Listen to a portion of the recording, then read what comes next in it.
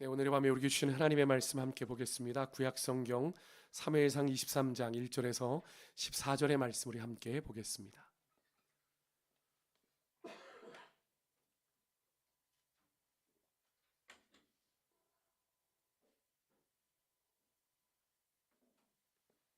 사무엘상 23장 1절에서 14절의 말씀 좀 길지만 우리 함께 읽도록 하겠습니다.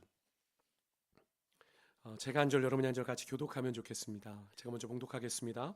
사람들이 다윗에게 전하여 이르되 보소서 블레셋 사람이 그릴라를 쳐서 그 타작마당을 탈취하더이다 하니 다윗이 여호와께 묻자와 이르되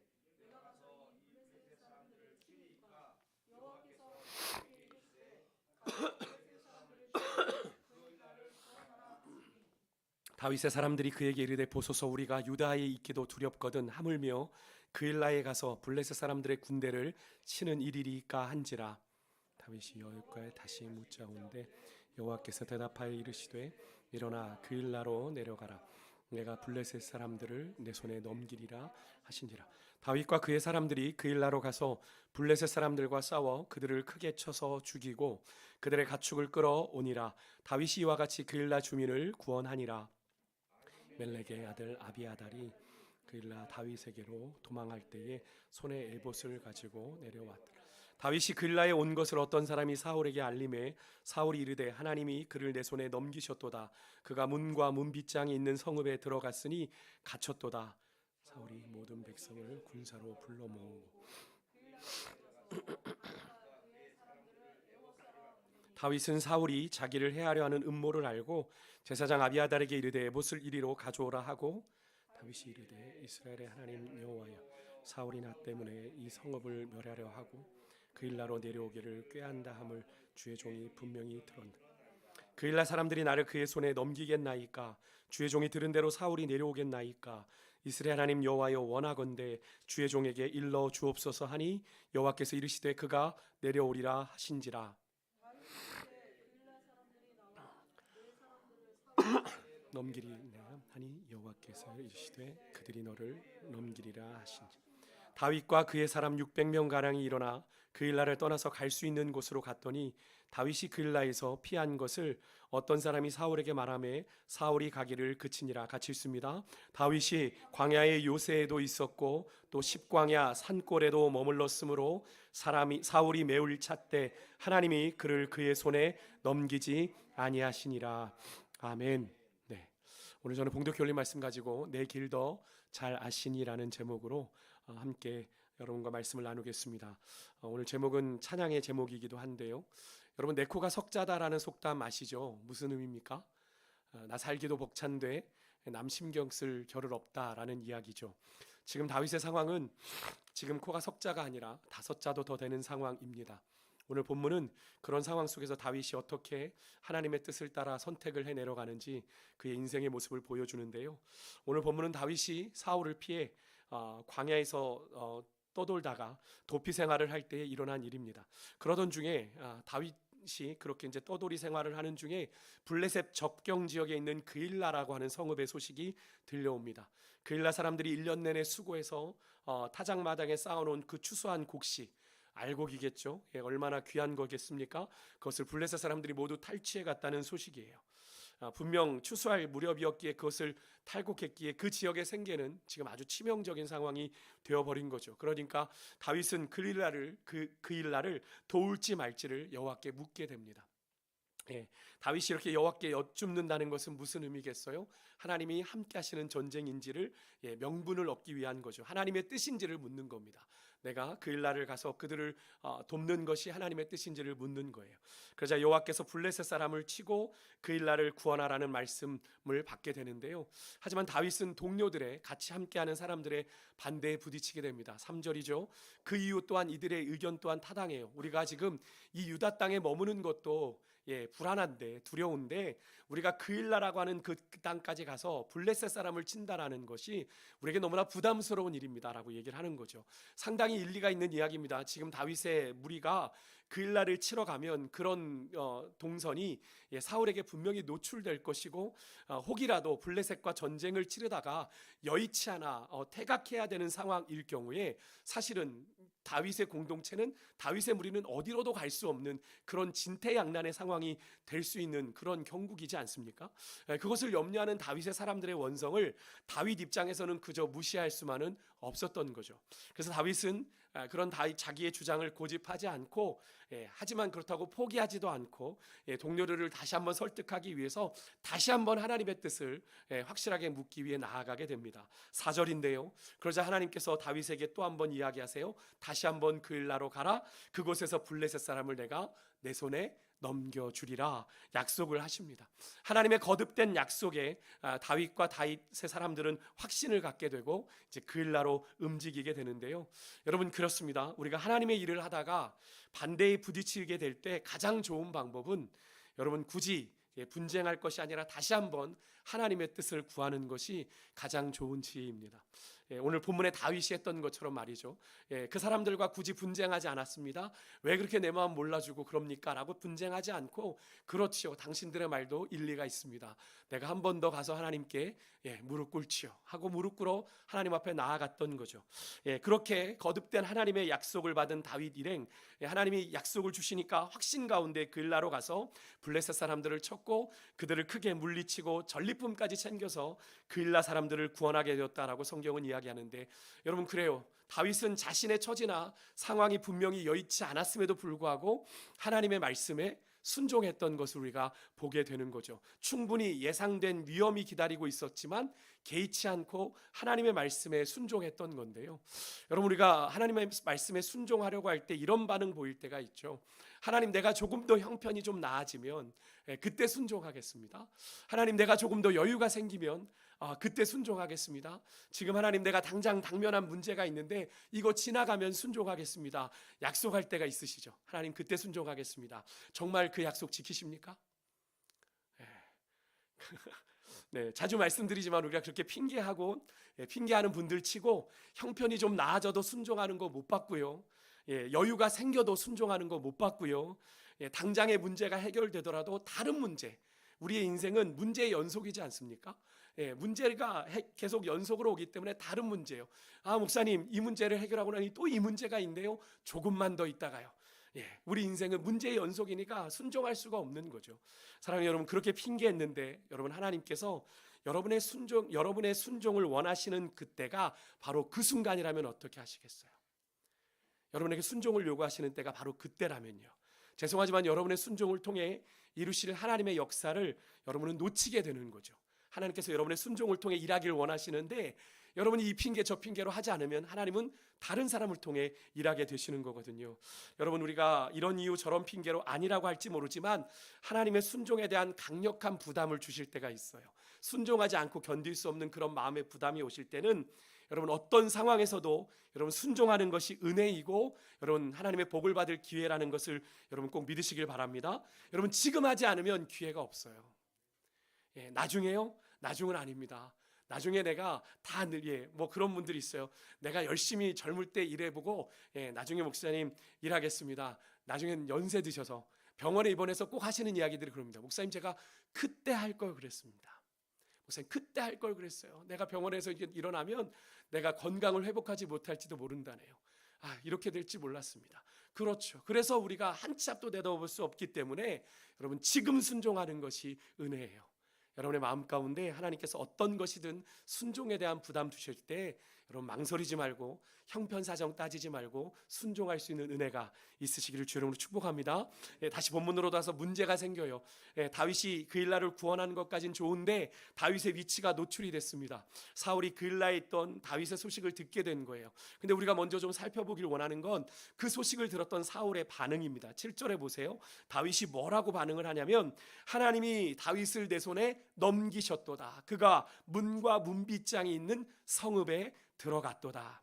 사울이 지금 이 상황을 어떤 거라고 생각하고 있어요? 하나님이 자신에게 다윗을 잡을 수 있는 기회를 주신 거라고 착각하는 겁니다.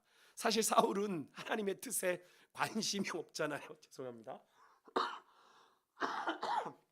사실 하나님은 지금 사울은 하나님의 뜻에 관심이 없어요. 그리고 그일라 사람들을 구원하는 일에도 관심이 없습니다. 자기 백성인데도.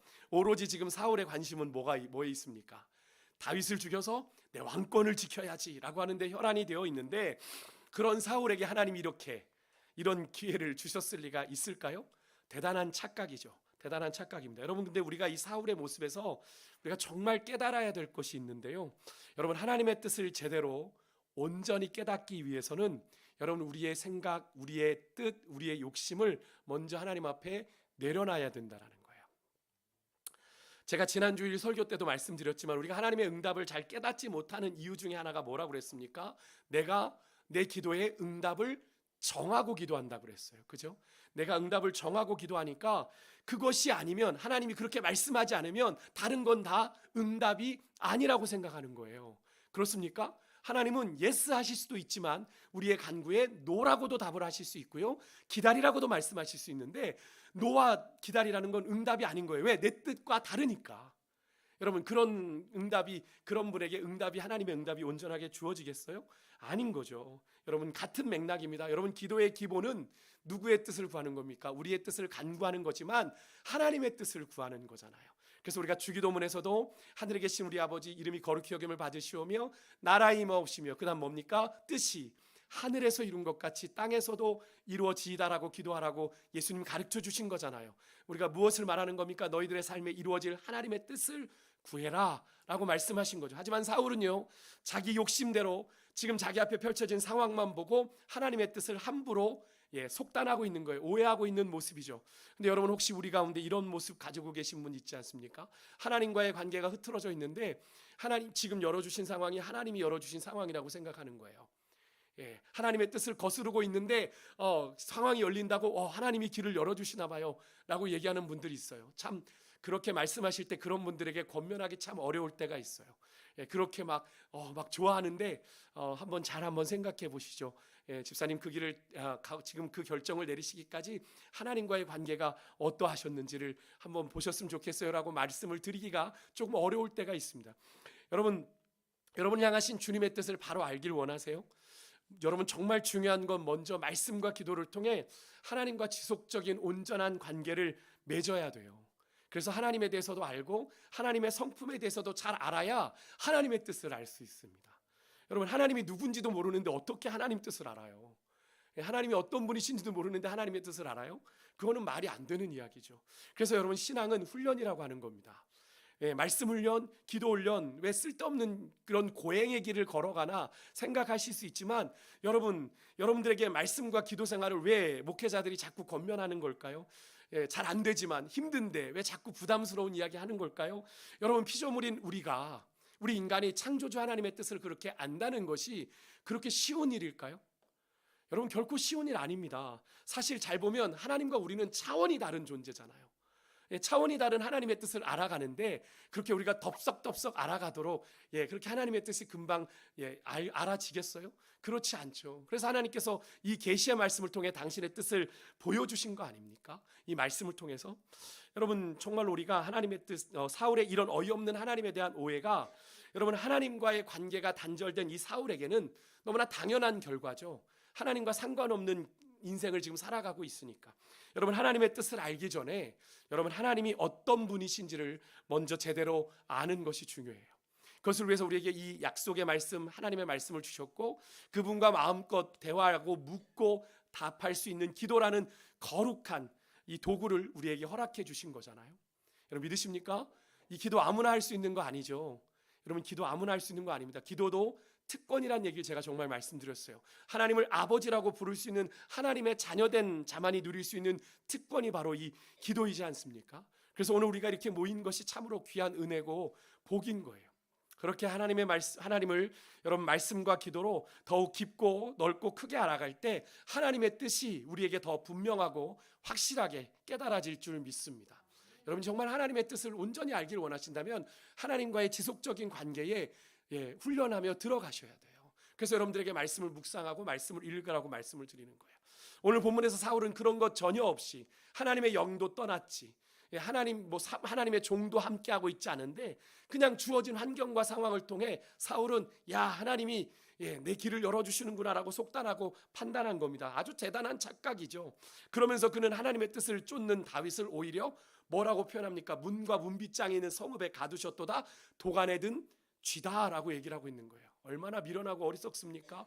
그런데 사실 왕인 사울이 정말 기뻐해야 될 것은 자신의 정적 다윗이 그렇게 성에 갇힌 것이 아니라, 여러분, 자기 백성인 그일라 백성들이 블레셋 사람들의 손에서 구원받은 일을 기뻐해야 되는 것 아니에요?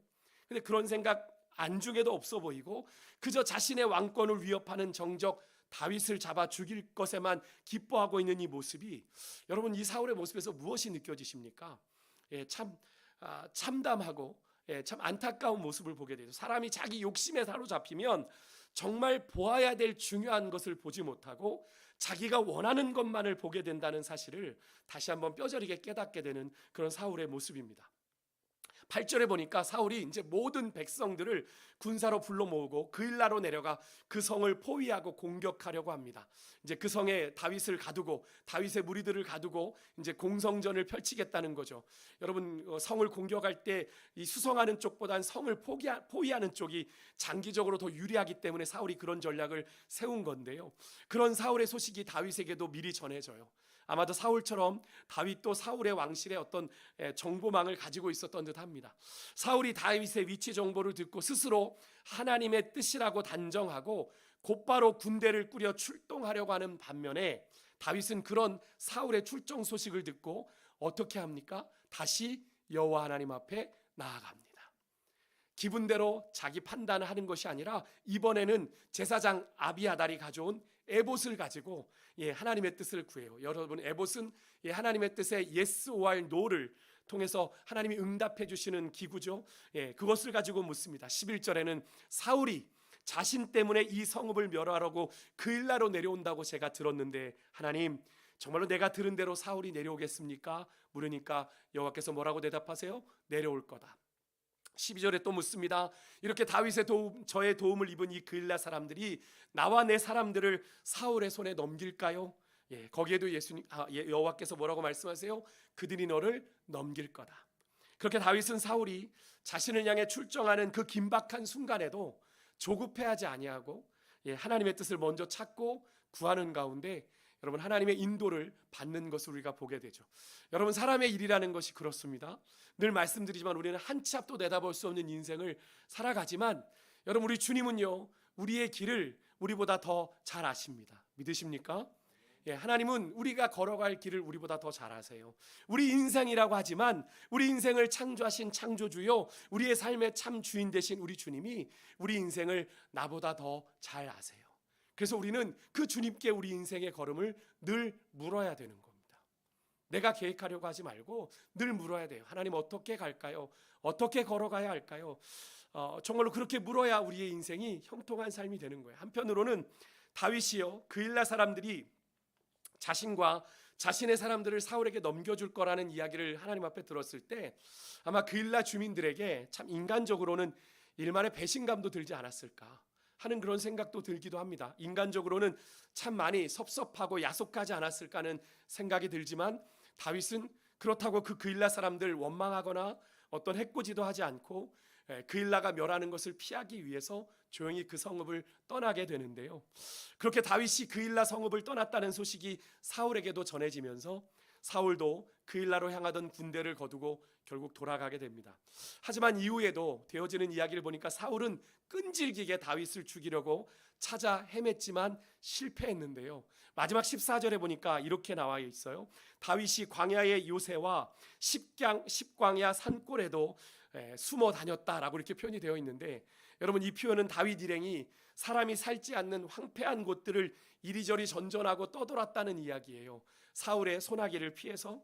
그렇다면 다윗 일행이 요리조리 잘 피해서 사울의 손에 잡히지 않은 것이 아니라 하나님이 다윗을 사울의 손에 넘기지 않았다라고 말씀하고 있죠. 사울이 매일같이 다윗을 찾아다녔지만, 여러분, 사울이 매일같이 다윗을 찾아다녔다라고 하는 건 수단과 방법 가리지 않고 사울의 모든 신경이 다윗에게만 집중되었다는 거죠. 하지만 하나님이 넘기시지 않는 한 다윗을 잡을 수 없었다라고 성경은 기록합니다. 여러분, 그래요?